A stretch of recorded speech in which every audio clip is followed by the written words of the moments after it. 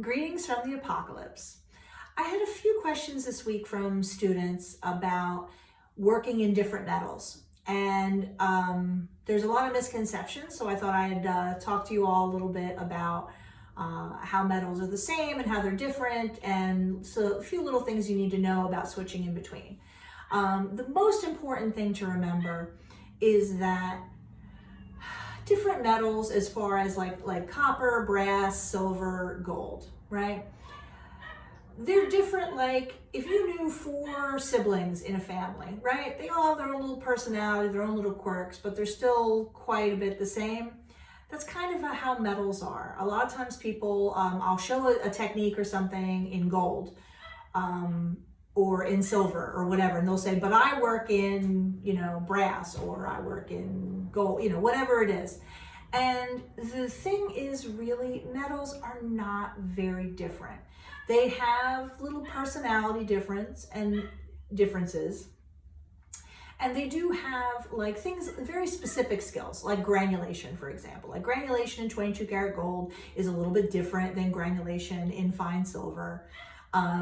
But most of your basic processes are exactly the same. So if you're working in silver, brass, copper, or gold, your sawing is exactly the same. Your polishing is exactly the same. Hammering, exactly the same. Soldering is almost exactly the same. The only real difference is if you're working in a metal that has a lot of copper in it, like copper, or brass, you might use a little bit more paste flux than if you're working in silver. Like silver, sterling silver at least, will oxidize a little bit, but having a little bit of extra paste flux is going to deal with that. So this last week, I was doing all these tool demos, and so I was making up these fast and ugly rings with copper shanks and stuff like that, and everyone came over and said, but how do you solder it? And everyone had a lot of questions, and I was like, oh well honey, it's the same. It's absolutely the same. I use a little more paste flux, but otherwise soldering copper, brass, gold, and silver works the same general principles. Now, if you're working in silver, you need to use silver solder, and if you're working in gold, you need to use gold solder, but how you heat, all of those things are exactly the same. So a lot of people get intimidated if they need to switch, well, I've been working in brass and now I'm going to work in silver. And honestly, you're really going to find very little difference.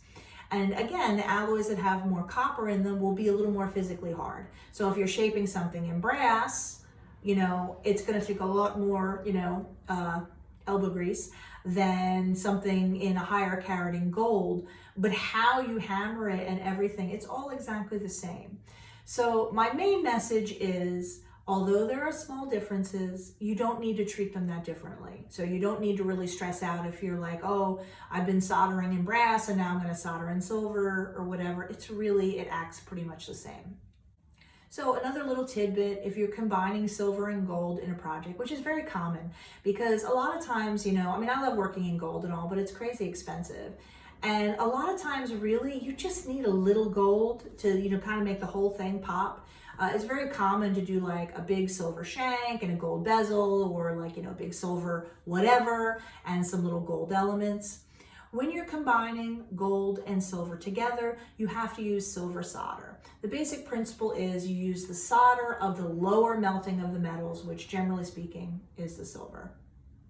So if you remember that, you'll be just fine, because we combine gold and silver all the time. It's a great way to get a little bit of a little extra gold in there without breaking the bank, because it's so sad how high gold is right now. It's such a bummer, because we love working in gold. I still work in gold, but I just have to repress a little bit more whenever I need to buy it. But I've got a lot of practice in that over the years, repressing. I always just tell myself it's a lifetime average. I've bought gold at 400, I bought it at 1900, it'll average out, which is, just a way of telling my brain to shut up and stop complaining, because I can't stop working in gold. But at any rate, so don't be so afraid to jump from metal to metal. They aren't nearly as different as you think. That's it for today.